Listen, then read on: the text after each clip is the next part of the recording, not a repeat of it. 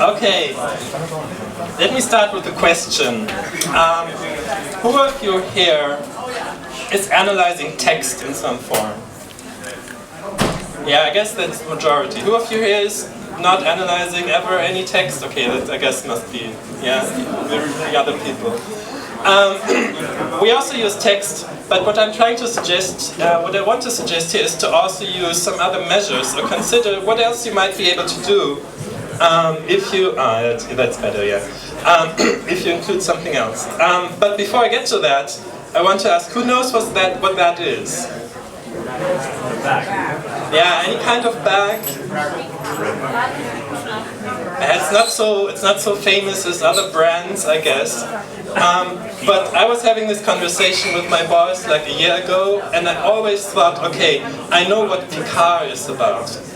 And then she says, yeah, isn't that this great company that makes these fine leather bags? What? There's a company making leather bags and they're called Küster? I thought Küster is the guy from Star Trek. Some of the older people here might still know Jean-Luc Picard. I hope at least a few will. And for those, the news is that indeed they're planning a new series. I can't wait. And that needs support, right? There's, however, yet a third Picard. And the Picard number 3 is what I really want to talk about. And her name is Ross Picard, from the MIT.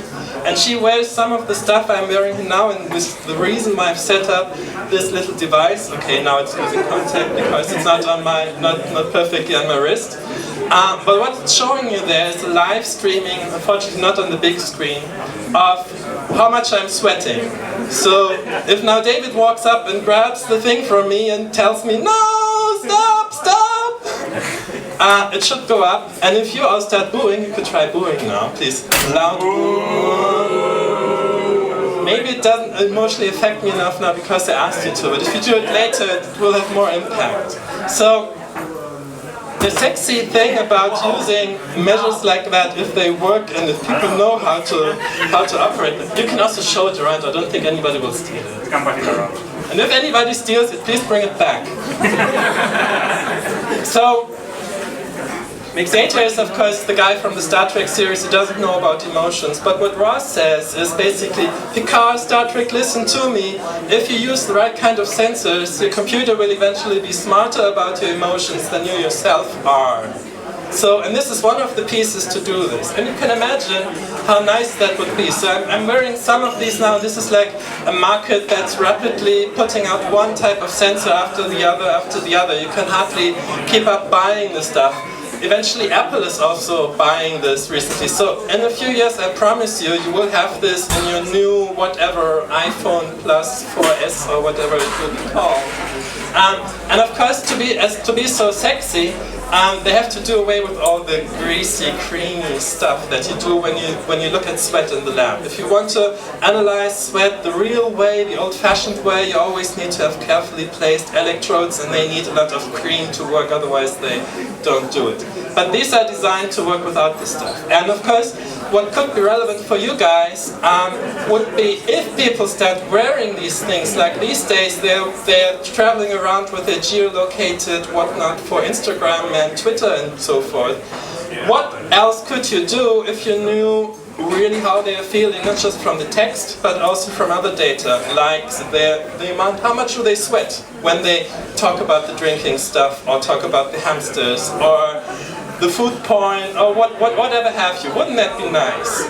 Now, an issue is that it's not that simple, and I should advise you that while you could in principle measure skin conductance from all sorts of pleasant and unpleasant places, there are a few places which are better than all others, and those are your feet, you know, for a reason. You have the sweaty, stinky feet and don't like them, and typically your palms.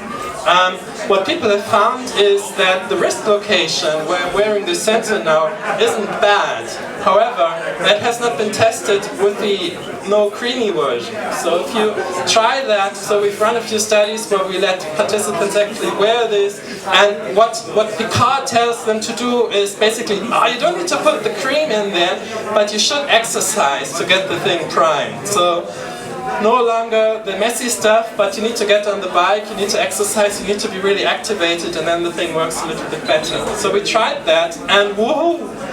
Sometimes it works, and it works for 4 or 5 minutes, and then it stops working. So yeah, sometimes it works longer, sometimes it works only a minute or two. Unfortunately, not quite as nice as we hoped it would be. In fact, the official recommendations say do not use these measures. They're measuring the wrong thing. They are not measuring sweat, they are measuring thermoregulation. So, yeah, okay, still use them, they're nice. But does that mean you have to go back to the lab? No! This is how we do it. So we tell participants, take off your sweaty socks and we put our electrodes there. And they like to do that, of course. So then we get good sweat. However, as I said before, this market is going like crazy, and there are many companies out there that you won't know. I don't want to advertise for a particular one. People are finding solutions to get around this. Maybe the cream will come back in, maybe it will get a little bit more messy, but wireless types of ambulatory measures are out there, and you can find ways of using that. So, let me conclude already. A nice bag from Picard can be really sexy, but still use it with caution. Then you might be able to find a good purpose for that in your research. So thank you very much.